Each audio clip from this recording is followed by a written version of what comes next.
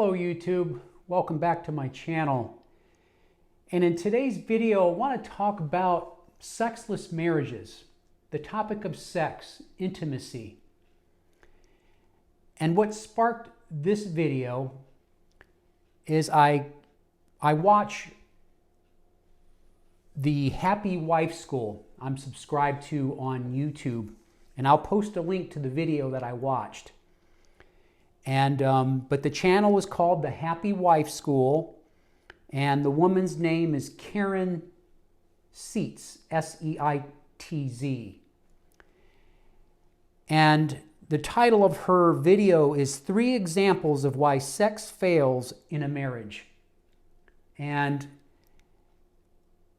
I find the topic fascinating and have found the topic of marriage something fascinating that I have studied for many, many years. I had a strong Christian background there for a while. For many, many years, I was following the Christian faith, non-denominational, and always was listening and tuning in, even though I wasn't a perfect Christian. It was still something that I gravitated to for many, many years. And I would listen on the radio to Family Talk with Dr. James Dobson and Focus on the Family talk show programming, names like Bob Lepine and Dennis Rainey, Dr. James Dobson. And I would listen to these men and how they would interview people and have a certain topic that they would talk about in regards to family and marriage and issues in marriage, and building strong families was their focus in their programming. And here's a few of the books that I've read throughout the years. Some of you may have read them yourself or may have heard of them before. Men Are From Mars, Women Are From Venus. The 5 Love Languages. Remember that one? Love, sex, and lasting relationships. Moments Together. What Wives Wish Their Husbands Knew About Women. All those books I read, consumed, and most of them are Christian-based, have a Christian tone to them. And I always thought, man, if I ever get married, I want to have that strong marriage. I want to be able to know what I'm getting myself into. What are some of the things that I'm going to encounter in marriage? How can I be more in tune with my wife? What are the needs that she has? How can I be in tune to that so that I can set myself up for success for when I got married, to when I had a family of my own? What are some of the pitfalls? What are the challenges that I'm going to have? If I have a son, how to raise my son up. If I have a daughter, what are her needs? What are the challenges, the differences between raising boys versus raising girls, and all of that, and other books that I've read in regards to child rearing too, that is not on that list that I showed you, that I just consumed and read throughout the years. And so there's still a part of me that's still learning.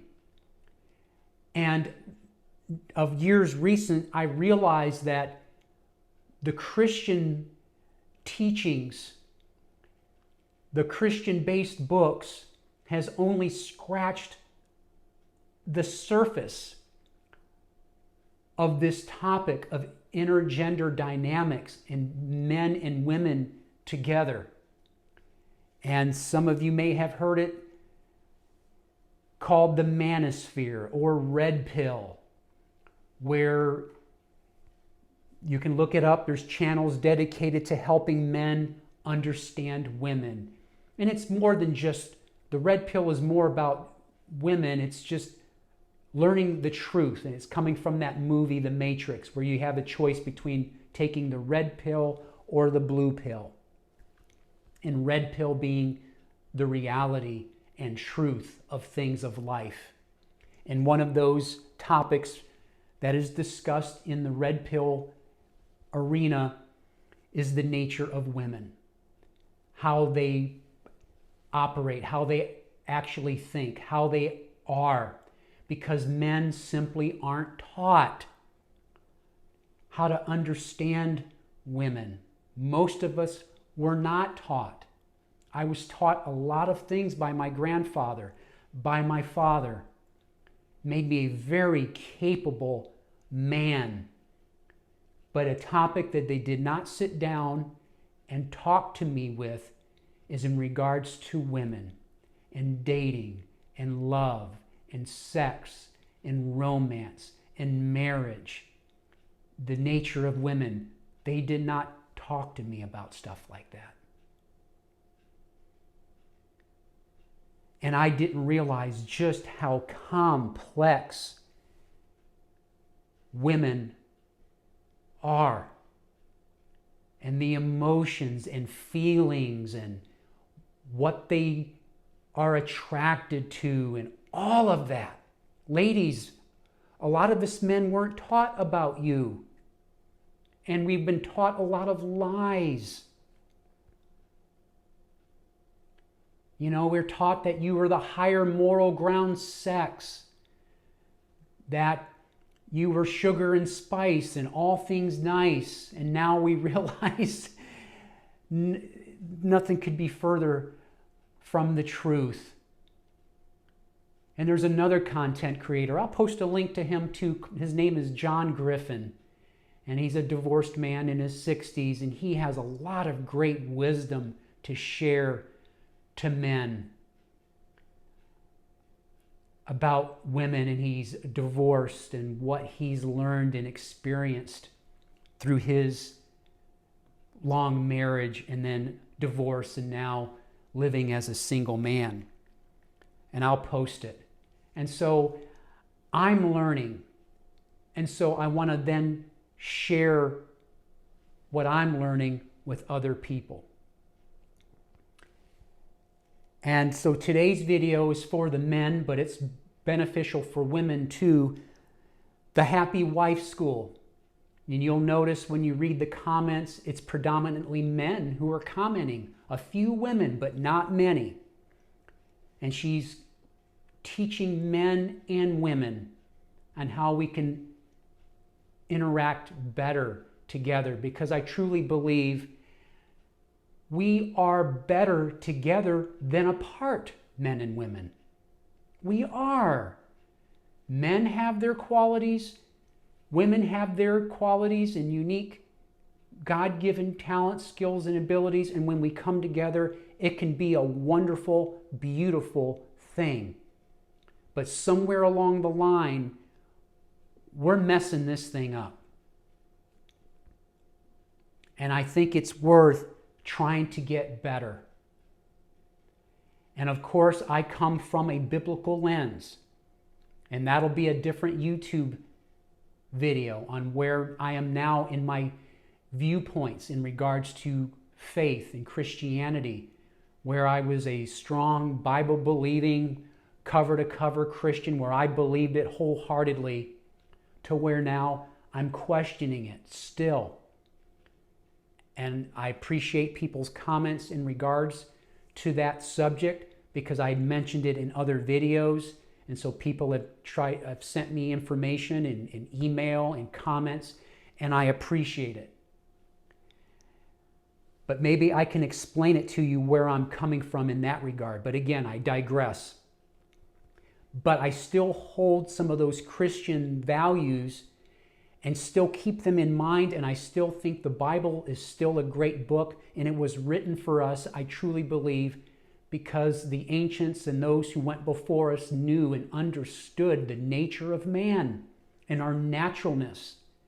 And imagine that if we did follow what's laid out in the Scripture, just the 10 Commandments alone, imagine how much better the world would be if we followed those. Don't kill, don't steal, don't cheat on your spouse, don't this, don't do that.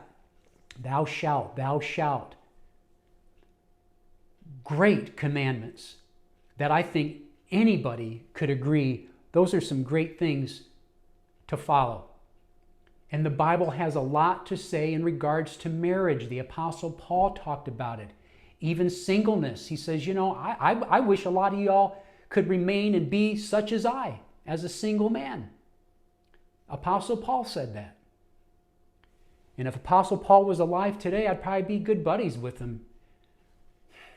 Not that I have chosen a life of singleness. It's just by default that I'm single. I'm not gifted to be single. It's just where I'm at. And a lot of people can relate to that. That yes, we have strong, natural, God-given wants and desires and needs that go unfulfilled for years on end.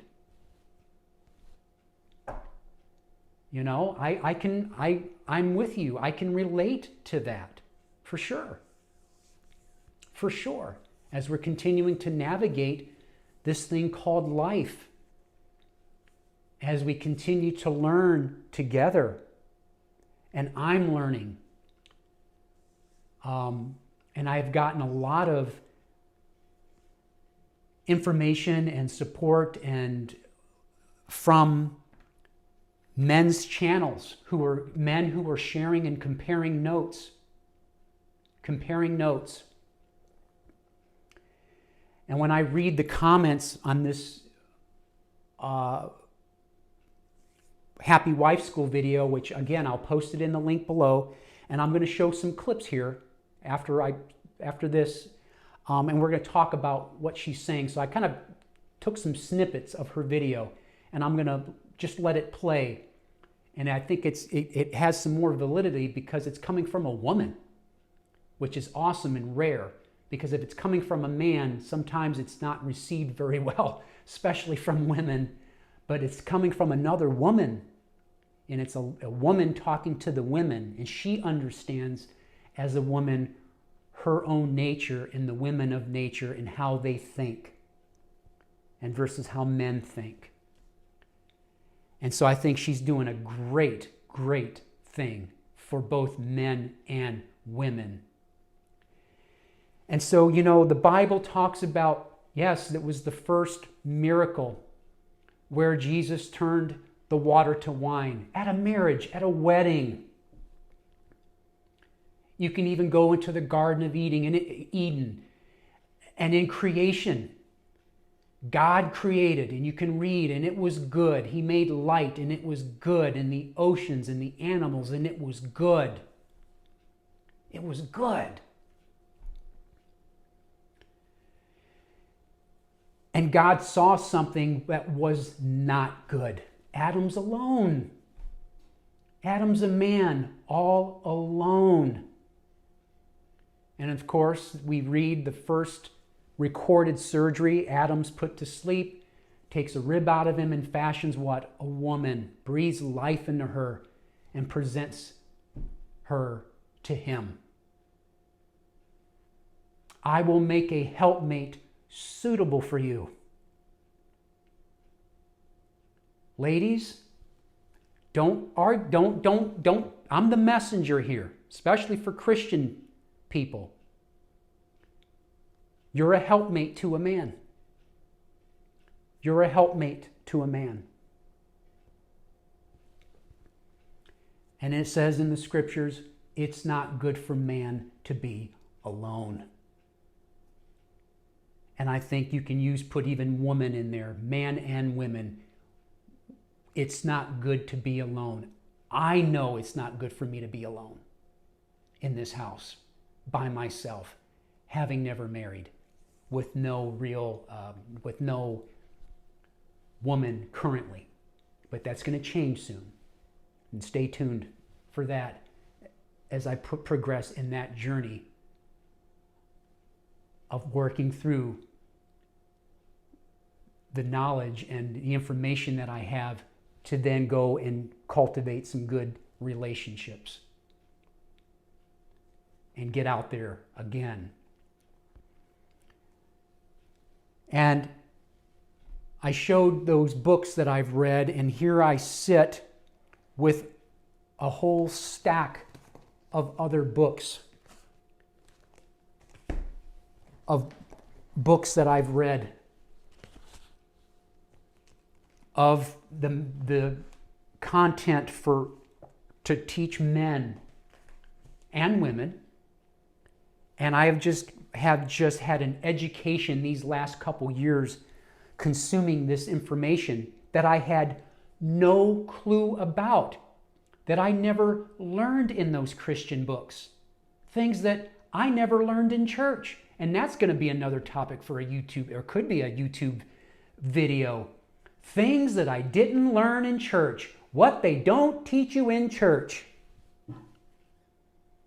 And I think sometimes, yes, you can be so spiritually minded, you're no earthly good. You can't live in the clouds. We're on planet Earth. You know? And I think that's a part of the problem with the church, is that yes, it's good in Scripture, and I guess I'll pray about it. Talk to those people that say that, and you see them 2, 3, 4 years later, they're in the same boat they're in that they were 3 years ago, but they're still praying about it. I mean, you've got to take action. You've got to make things happen. Yes, go ahead and pray, but gosh, man, we've got to go take action. You know, Jesus who turned the water to wine, yeah, I'll turn the water to wine, but you know what? You go fill the water pots. I'll raise Lazarus from the dead, but you roll away the stone. We got to do our part. Sometimes you can't be praying about it. You got to take action and you got to do something. And then sometimes, the things they don't teach you in church is the reality of things and what the true nature of things are. The 5 love languages. Men are from Mars, women from Venus. Oh my gosh. You want to know the truth? You want to read something better than that, I think. It's books like The Manipulated Man by Esther Villar. This is 1970s. She wrote this. Gentlemen, if you haven't read this book, highly recommend. Opened my eyes. And another woman who wrote it. Ladies,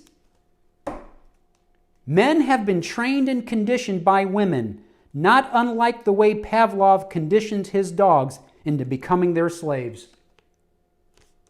That's her. Boy, that opened some doors for me. What else? The Female Brain. This book. Another eye-opener. But this woman, Luann Brizendine, but she also wrote a book called The Male Brain. So ladies, you want to know about the male brain, here's a book for you too. And by reading this book, I learned something about myself as a man. Things that I didn't even really think about. Very, very eye-opening book. You wouldn't think that male brain, look at how thick that book is. A lot of good stuff in this. Look it up on the reviews. And you can get a sneak peek at it. The predatory female. Boy, was this book an eye-opener. Huh?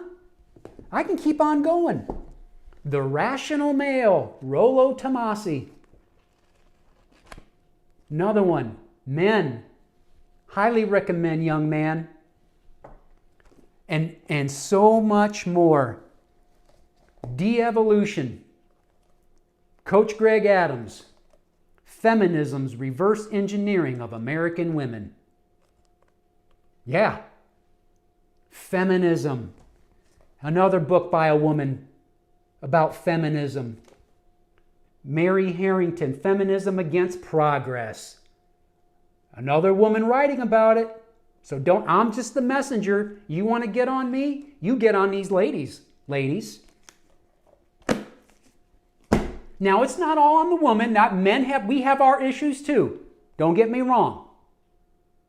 We do too. We've got our part to play in this, but right now, this is mostly tailored, I would say, for the men, since I'm going to be talking about the topic of sexless marriages, and since Karen's going to be talking to the men on why their wives stop having sex in marriage. And that's why this is tailored for the men, and she's talking to the men and giving an insight to us men on why women stop the intimacy once you get married to them. You ever hear someone ask somebody, so hey Bill, how's your sex life? And Bill responds, what sex life? I'm married. Or how about this joke? Scientists have recently discovered a food that greatly reduces sex drive. Oh, what's that? It's called wedding cake. And how many men can relate to that? Had great sex after marriage for maybe a year or so, and then after that, dried up, stopped. And then I read one of the comments in this video about a woman said, or some guy said that a woman told him, do you know why a bride is smiling on her wedding day? It means that she doesn't have to have sex again. Which, we go back to the Bible, what's the Bible say? One man, one woman, bound by marriage. And from a Christian point of view, there shouldn't be any sex going on until after you get married. The Bible says what? It's better to marry than burn in passion. Apostle Paul, I believe it was, who said that. And it's like, in my mind, it's like, yeah, there shouldn't be any sex going on. You get married, the two join and become one. What God unites, let no man separate, right? And then you've got the whole marriage to learn how to please one another. But then, of course, you've got camps that say you need to test drive the car before you buy it. And I can actually understand that. You know, maybe he's got a sexual issue. Maybe he's hung like a cat and he's, you know what I mean? You know, it's rare, but, you know, or maybe she's got a problem in the sex department. And then you're going to get married and then find out something that's like, boy, that would have been nice to know he's got a 1-inch penis. Or that would have been nice to know that she has an allergic reaction to my sperm. And I've heard stories like that.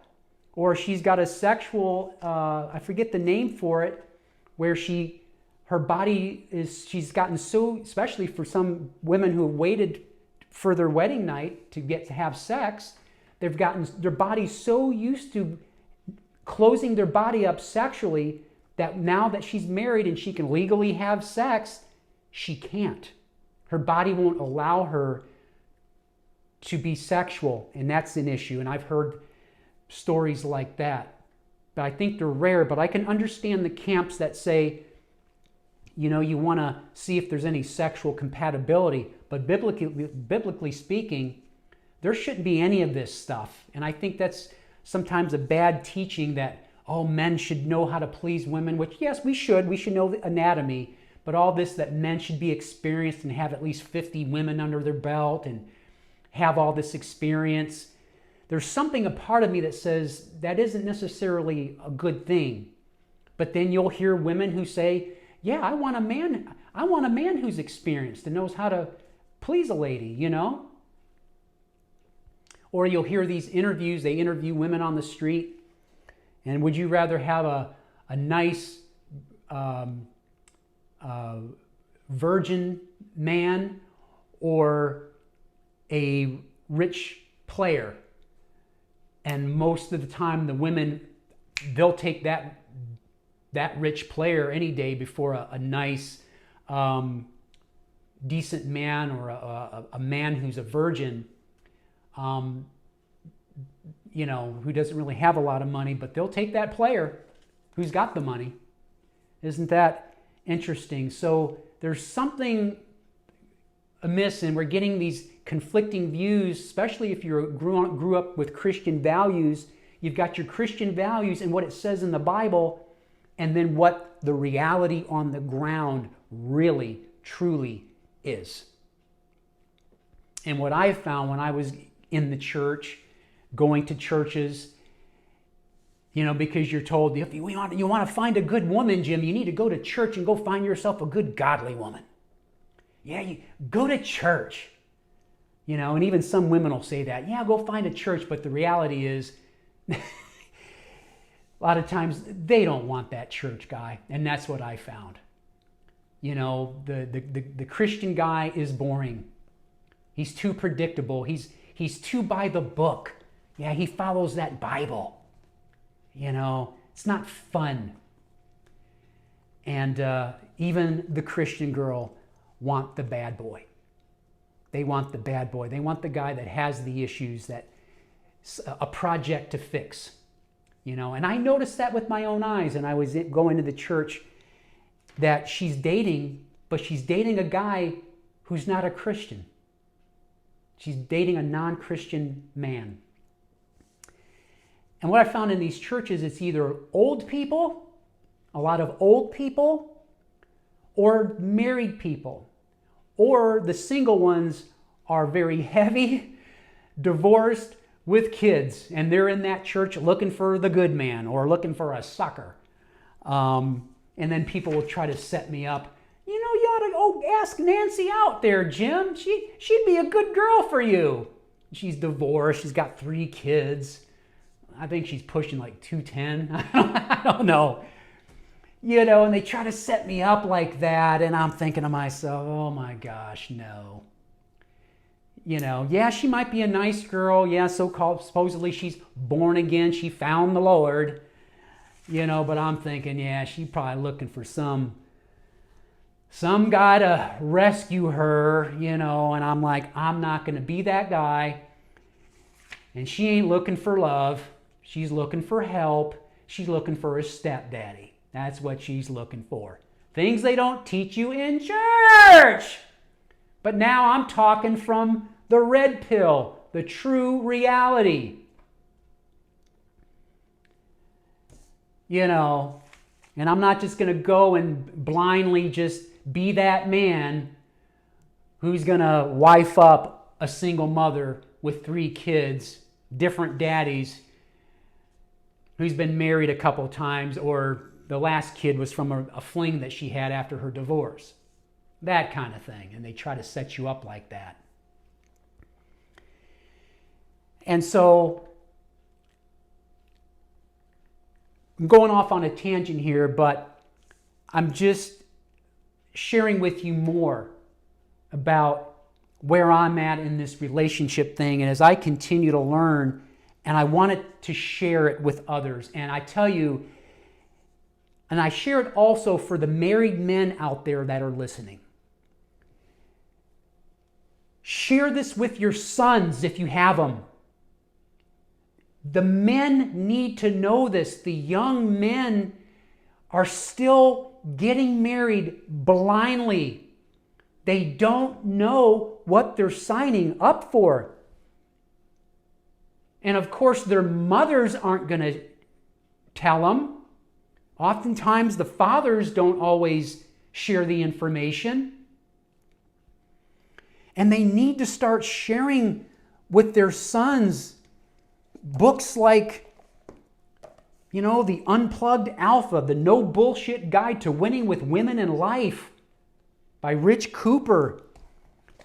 Free Agent Lifestyle, Men's Guide to Peace, Quiet, and Freedom, Greg Adams.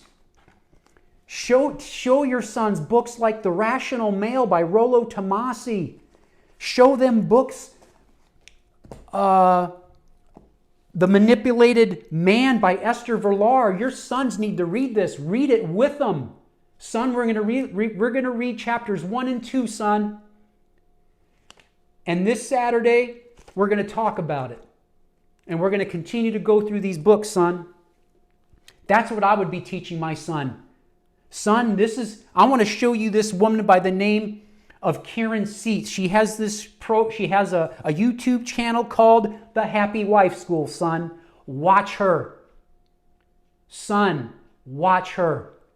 Listen to her. Son, before you get married, know exactly what you're getting into, son. Do you realize that even here in America, my boy, you stand to lose a lot if you marry the wrong woman? You can lose your house. You can lose your half of your assets. You can be paying alimony, child supports, and all of this, son. Be careful. Know what rights you're gaining when you get married and what rights you are losing if you decide to get married. I know she's beautiful, and I know she's this and that, and it's wonderful. But don't let that cloud your mind, son. And I would be teaching him, showing him that he makes the wise decision. And vet her. Vet her. Same thing with the women. You get married, you make sure you vet that man. Vet him well. Absolutely. Same thing, it goes on both sides. And there are so many things that we have to take into consideration before what they say called tying the knot.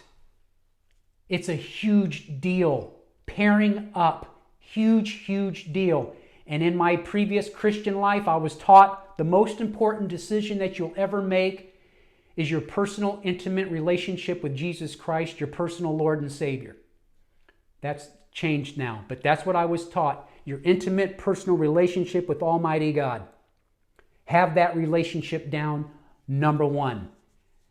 And number two, your next, second most decision you are ever going to make is who you choose as a life partner. My friend, choose wisely, is what I was taught. Jim, choose wisely. Choose wisely. Choose wisely.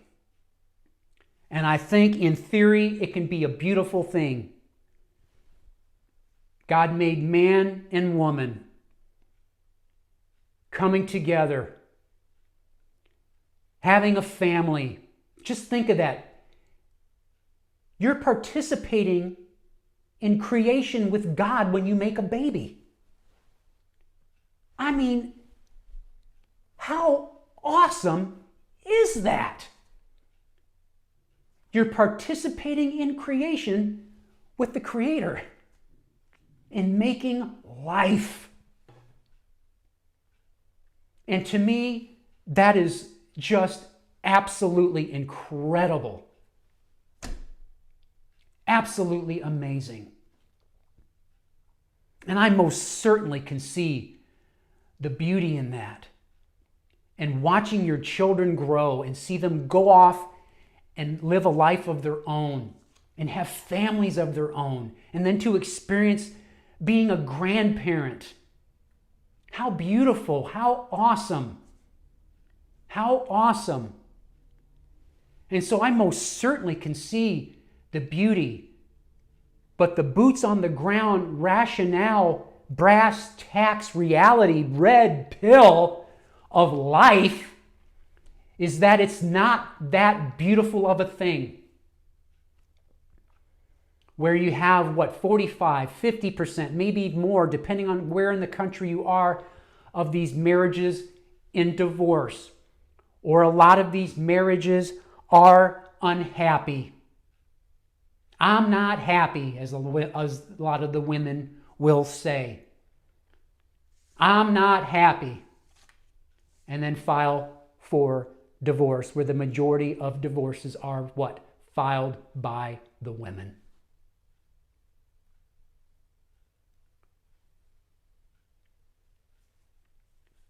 And I can see it, and I can see how this could be a wonderful thing. And there's even statistics that show that when people are together, you live longer. Men who are married in a great relationship live, I think, 1.7 years longer than me, than a single man. Married men live longer, supposedly. Even though I see a lot of married men and they look like they're in terrible, terrible condition and shape. And there's men my age and they look like they're 10 years older than I am. And I can literally run circles around them. And they're just very overweight, solid white hair, just look ragged and tattered and stressed. You know, they're married men. So I sometimes question whether or not married men live longer than us single guys. But you can look up statistics. I read a statistic that men under 30 years old, 60% of them are single now. More men are staying single. It's double that of men being single. More men are single. Young men 18 to 24 report no sexual activity in the past year. So men are not having the intimate relations like they used to. 2019 survey, 30% of young men reported no sex in the past year. Couples, married couples, 15% of married couples in the U.S. are sexless, meaning they haven't had sex in the past 6 months to 1 year. So the topic of sex, intimacy, a basic human need that we desire. Men especially, we're wired that way. Men are wired that way. And it's a weight that weighs on us men, the male brain. And I thought it was interesting. It says there's a section here, men stay fertile for life. Men stay fertile for life.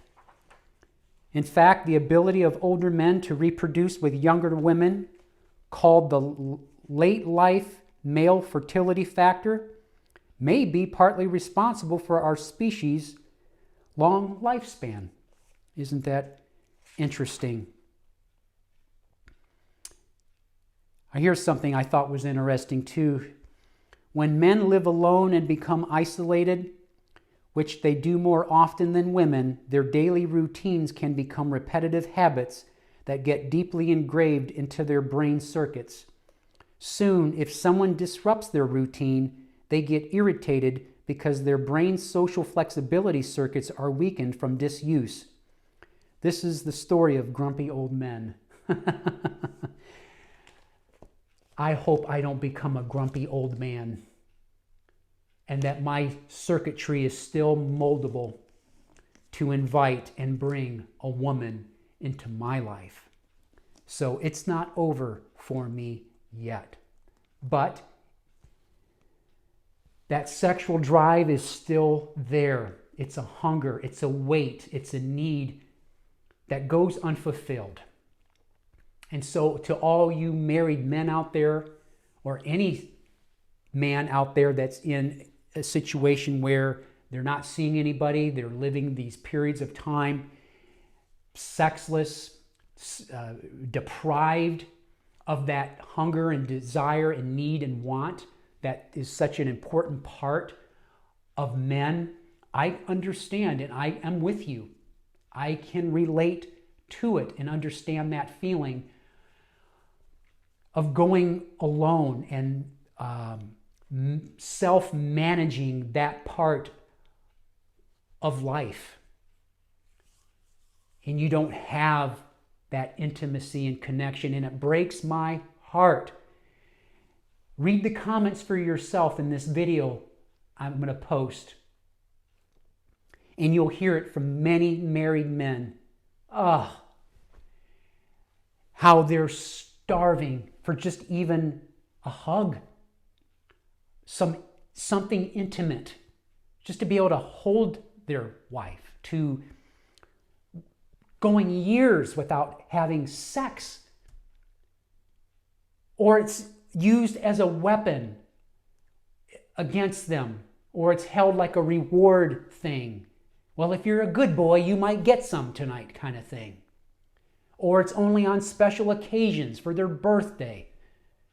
And they can count on their one hand how many times they had sex in the last 4 or 5 years. And they try and figure this out and get that candle relit. And years go by, and counseling and this and that and nothing. And yet, because some of those men are godly Christian men who said their vows and meant them, they're not going to step out of their marriage, and they suck it up and live in a sexless marriage and go to their grave like that. Can you imagine the last time they had sex was on their wedding night? There's incidences like that. I can't even begin to imagine that. And Karen even talks about that's one of the top 3 things for a man in the marriage, and one of those is having intimacy and sex with their wife. And that's one of the drawing things for a man to even get married, especially for a Christian. Because if you're having intimate relations outside of a marriage, what's that considered, class? Fornication. And Apostle Paul talks about that. Liars, the effeminate, drunkards, cheaters, murderers, fornicators. There's always that long list of things. Will not inherit the kingdom of God, right? Those are sins that will send us to hell. If you believe that way. If you believe that way. My views have changed now in regards to that. Again, I can talk about it in another video. So a lot of men hold that, and they're committed to their Lord and Savior. They got married, they meant it, and they're going to go down to the grave doing what they think is the right thing. But some men, and even married men, can't hold out that long, and so they go outside of the marriage to get that need met.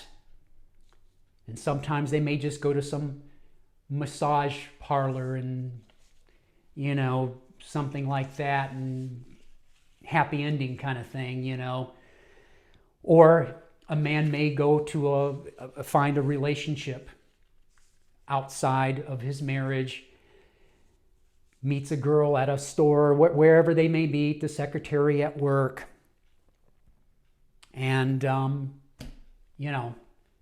he's getting his need met that way. And then if the wife finds out about it, well, she's going to file for divorce. Why? Well, he cheated. And if you would ask Nancy or Karen or Marcy or Donna, when was the last time you had sex with your husband? Donna, well, that was 5 years ago. It doesn't matter. He cheated. And then ruin that man and financially ruin him to where some of these guys end up homeless, living in their vehicles, trying to dig themselves out or falsely accused of things, find themselves doing prison time and all the rest.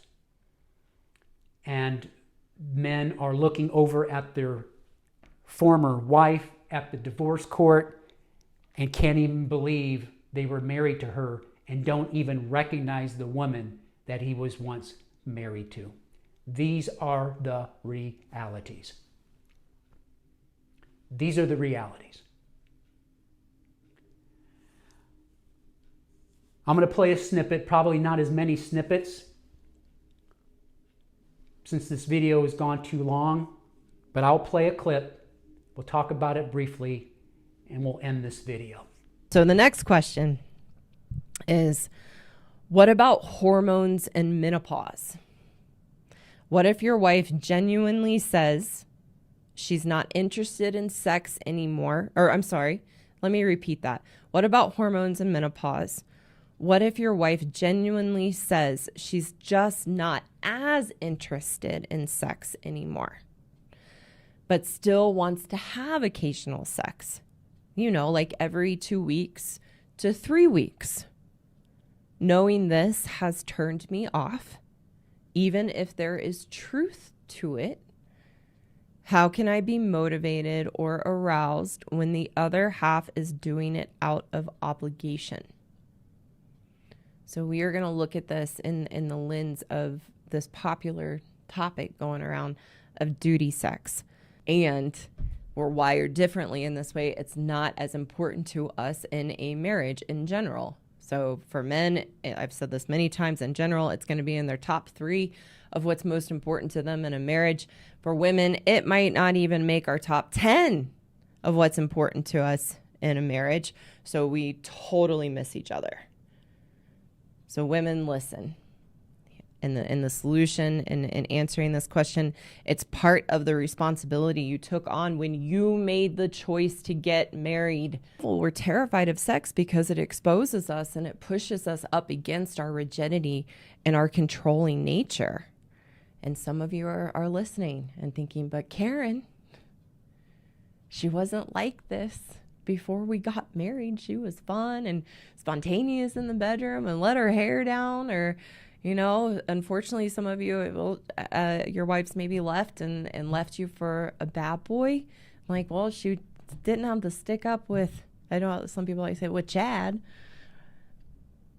But a bad boy has that ability in his manipulation and the charisma and his wiring that's very different from a good man. And we're desperate to fill that emptiness and that unhappiness in us, that unfortunately we will let our hair down in that way. But ladies, we can learn to let our hair down with our husbands too and have some fun. As women around sex being very emotional and coming from an emotional place, and good men being pragmatic and practical and logical, you can understand what I'm going to be sharing with you, but it won't make sense to you and your wiring because this isn't part of your wiring. So it's trying to understand through the lens of how we operate as women. The reason as women we are, and once we get married, mainly, that we are so terrified of sex is that we have a deep, deep need to be in control. So you heard some clips there of some of the things that she's talking about. Kind of, it gives you an idea. And so if you have the time to listen to her full video, I think it's very informative, very helpful, eye-opening, and perhaps some married folks out there will find it helpful. And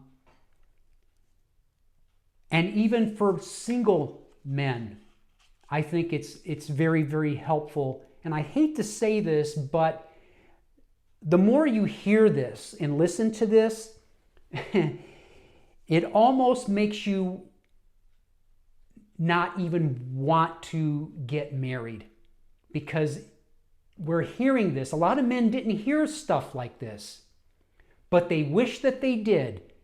And then you've got men who will say, man, if I would have known that,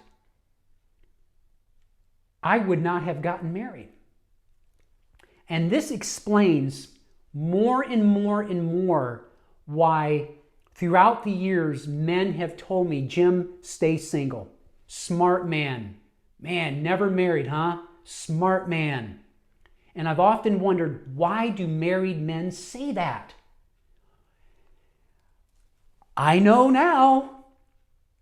Boy, do I know now. As I listen to these videos and I delve into these books and I read them and get to the reality of what's really going on. What's going on? What's the reality of it all? But yes, the more you hear, the more you know, the less you want to get married, or maybe even be hesitant to even want to live with a woman. Ladies, it makes some of us very gun shy to even want to live with you if this is what is in store. And you know it's in store. Why? Because it's in your nature. It's who you are. Us men, we don't hate you. We're understanding you now. I don't hate snakes, but there are some that I can identify as poisonous. You know, you got your harmless gardener snake, but there's some snakes, you look at them with the diamond head on it, and those are poisonous. I don't hate those snakes. I just know if I don't want to get bit, stay away from them. Don't hate you, snake. I just understand you. I respect you. Same thing with the women. We love you. As a matter of fact, you know, we love you. We love looking at you. Women, you guys are designed beautifully. I mean, your body is made for sex. Just the way your body is designed. And men, we're very visual, and we love what we see when we look at you. Especially when you're naked. We love it. We do. You may not like your body, but us men do. We do. And it's very pleasing to our eyes, and it's just designed that way. And if it wasn't designed that way, we wouldn't have babies. It's just the way that it is. And it's an important thing for us men, especially as I listen to married men, and I can imagine if I was married, that's the cherry on top of a marriage, is when you can enjoy physical intimacy with your spouse, to make love, not porn. Don't make porn. Making love and connecting and having that playtime, and it can be fun and spontaneous and doesn't have to be all set up and candles going and all that stuff. It could just be spontaneous and you know, it's something that us men enjoy and want, and it keeps us going. And I think for married men, if they're getting that at home, he doesn't even have to go anywhere else to go look for it, and it's going to keep him coming home every night. Absolutely. And I can see that in myself. If I was having that at home and a loving wife and all of those things, holy crap, I feel like I had died and gone to heaven. What the pinch me? What the hell planet am I on? Holy shit, man, I would be the happiest man in the world. I'd have a lightness in my step and clarity of thought. Why? Because you've got food. It's like when you don't eat, you get hypoglycemic. You get shaky. You got low blood sugar. You got to get something to eat. Get some food in you. Then you feel better. And I think same thing for, at least for us men, when it comes to intimacy, when you're getting that need met, boy, what an awesome thing. You're golden. We're simple. Food, sex. What else? A couple more things. We're good. You know, quite happy. Happy. And we're in our happy place. In our happy place. And we can go out and slay dragons and take on the world. You know, and be the next president of the United States or the next CEO of a Fortune 500 company. Hell yeah. You've got all your stuff being taken care of and needs met and all that. Heck yeah. You're unstoppable. And you feel 10 foot tall, bulletproof. Absolutely. And so that's what I share. Hopefully it can help people who are married out here, but also for the married guys, if I can emphasize, please If you got sons, share this stuff with your sons. And some of you maybe, this is even new to you married guys. Some of you married men have never even heard of this stuff. Of red pill and the manosphere. You're scratching your head like, Jim, what are you talking about? Rollo Tomasi, the rational male, who the hell is that? What's all that about? What are you talking about? Boy. Then you've got some stuff to learn too. And then share it with your son. And we live in different time now, man. Women are different, men are different, especially here in the West. And with feminism. And now you've got these women now are withholding sex from men because they voted for Trump. So we're going to have even some more sexless situations now. And that's a movement going on. Look that one up. What is it called? The 4B movement or something? Where women are going on a sex strike because he voted for Trump. Oh my gosh. You can't make this shit up. And it's going on. It's going on. And so, yes, there's more to life than sex for sure, and more to a marriage than that. I think what really, they say, oh, sex is the glue. I don't necessarily think sex is the glue that keeps a marriage or a relationship together. I think it's romance. Romance. And I've even been told, you know, we do marriage completely wrong. We date, then we get married. And I've heard it said we should do it the other way. Get married, then you date. Think of that one. Because see, we do what? We do all that stuff in the dating phase to get each other. The man's doing things. He's keeping himself in shape and, you know, cleanliness. He's looking good. He smells good. He's planning things. You know, men are the romantics. Women, you're the receivers of our romance. We're the romantics. You receive it. And so the man is always keeping that candle lit and burning and keeping that desire going. And then the woman is on her best behavior, where she is spontaneous and fun, the fun girl, and she's, you know, doing all those fun things as the girlfriend and the fiance. Then get married, and then everything comes to a screeching halt. And it shouldn't be that way. It shouldn't be that way. I truly believe we should find somebody that you're attracted to, because I think attraction is important. And I've had people try to set me up with other people, and nice women. But honestly, if you'd ask me, Jim, are you attracted to her? And my answer to you is no. I'm not. I'm just not. Nice girl. She's nice, but I'm just not. No. So you've got to have somebody that you're attracted to. Yes, looks are fleeting. That's even in the Bible too. And what's really truly important is a person's heart and character. Absolutely. So my thing is yes, you should find somebody that you're attracted to, but at the same time, once that fades, at least her heart and character is still there. Or for him, if you're a woman listening. The person, absolutely.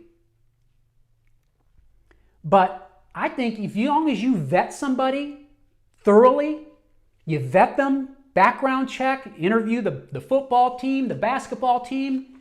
If you're dating a girl, what's her relationship with the father? If she's got daddy issues, that's a red flag. If she speaks bad about her father, chances are she's going to be speaking bad about you, sir.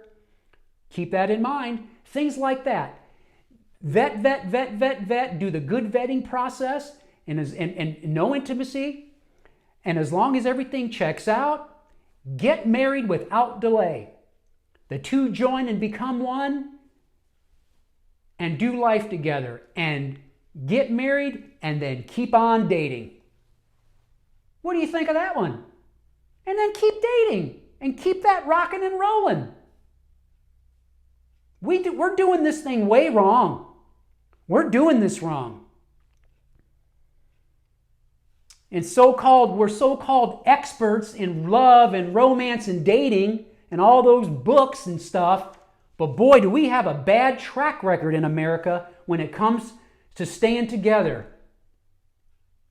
We're so-called experts in dating, but we're terrible when it comes to marriage. And we plan more for vacations and all these other things than we plan to be married. And that's what all my reading and listening to podcasts all those years was all about. Jim, plan for marriage. Plan for what you're getting into. Plan for being a dad. When you have a daughter, know how to raise her. She's going to be different than when you have a boy. You need to know. You need to read up on this stuff. You need to listen to people who have been there, done that, and got the t-shirt. Listen to those people. Listen to those interviews. Train and rehearse and interview and play the part. Play the part. There's a word there. I'm trying to think. You should be already in that role. Same thing when it says in the Bible. A man who findeth a wife, what? Finds what, class? A man who finds a wife finds what? A good thing. So it's a good thing. But here's the thing. She has to be a wife already. She should already be trained to be a wife. A man who finds a wife.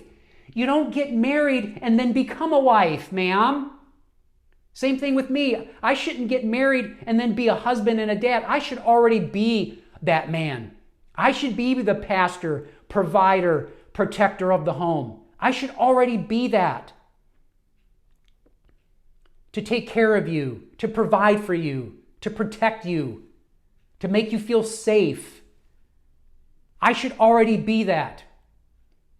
And you, as a wife, you should have already been taught and brought up at home to understand the needs of a man. One of them, sex. Okay. Do you know how to manage a home?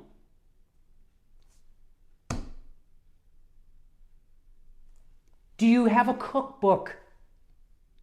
Can you cook a meal for your family? The list goes on.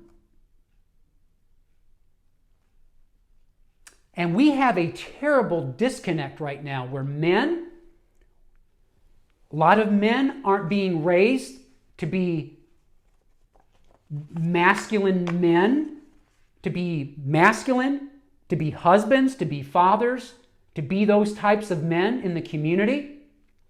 And then we've got these young ladies that have no clue about being a wife. They want to be brides. They plan their weddings when they're what, 11 years old? They want to be brides, but they don't want to be wives. They have their day in the sun. Look at me. It's my special day. And she's in her wedding gown and all of that, and the bridesmaids and all the hoop-de-doo about a wedding, which I think is overboard to me, doing all of that pomp and circumstance just to have two people come together. I digress. To have her day and then get married, and then the reality sets in. I'm not happy, and then down the road, divorce. And I think it's a crying shame. So that is all.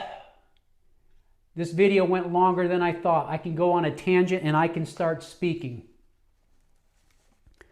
So share the information. I'm not giving up. I'm continuing to better myself as a man. And ladies, I'm doing my best to understand you. As I have read and could be good for me to review the female brain, to understand your brain. I didn't understand how years ago, I didn't understand when I was dating you ladies how emotional you are and how you're all about feelings. It's feels over reals for you. And that's why I have a reservation when it comes to women in some leadership roles. Would I want a woman president? Would I want a woman commander in the military leading me into combat and trusting my life and putting my life into her hands?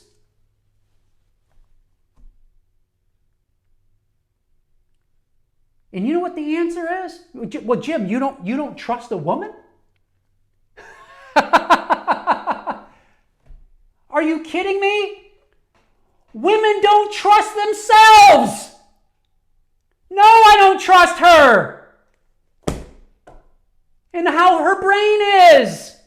Ma'am, you don't trust yourself. So no, I don't want you leading the United States. No, I don't want you to be the commander-in-chief of the U.S. Armed Forces. Are you kidding me? No, I want a man in that role. And I think a lot of women would agree. Who do you want coming to save you in a fire? Some little 4'2" girl try to save you and take you out of a burning building? Or when the barbarians come knocking down the gate, you want a group of women to protect you? No, I want men, manly, strong men. And then I want to be that man. And we need to get back to our roles of men and women, masculinity, femininity. And a lot of these women in the United States, you act too much like a man. And I look at you, you're a man to me. You are a man to me. You're a dude. You're a dude. You lack femininity. You do. Just being honest about it. And men, we need to get back to being men. True, genuine, masculine men. No holds barred, unapologetic. If people don't like it, women don't like it, then tough. In the Bible. Stand firm, right? Stand firm in the faith. Act like men. That's Bible. Act like men. And I'm going to act like a man. And what's men do? Men are what? Leaders. Going back to the Bible again. Leadership is what, class? Dude, I can have another YouTube video just on that topic. Leadership is male, not female. You got a problem with that? Talk to God about it. Yes, there were women that led things in the Bible. Yes, there were women that taught. But overall, where is leadership falling on? Men. And how often have you heard from women? I just want a man to lead and make a decision. These men that want to be wishy-washy on dates. Well, where do you want to go? Well, where do you want to go? And where they'll say, I just wish the man would have a plan, make the decision. Right, ladies? You want the man to do that. You want him to take care of everything. Just tell you what time to be ready, what to wear, what kind of a place that we're going to. Don't worry, I've got it all taken care of. You just be ready. I will pick you up at 6:30. Isn't that what you want, ladies? The man who's got it taken care of. Absolutely you do. To be the leader, to be that man so that you can what? Be in your feminine and follow him. Boy, folks. And everything right now is off kilter. We're out of our roles. It is imbalance. And that's why we have a lot of the doggone issues that we're experiencing in the West today.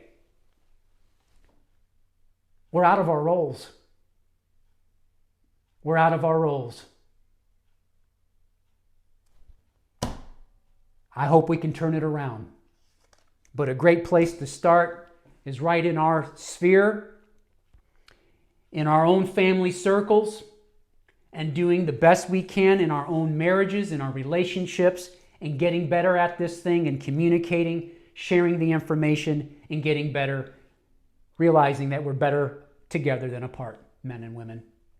Okay? That's it. I've gone long enough. Should probably break this up, but speaking and talking has given me more ideas. So anyway, thank you for watching. Thank you for staying in this video this far. Maybe it gave you something to listen to while you're driving, or maybe you're cleaning the house or doing whatever, and I was able to give you some somebody to listen to and some things to ponder and think about, perhaps. So I will see you on the next one. Take care. Hope this finds you well. Be safe. Talk to you later.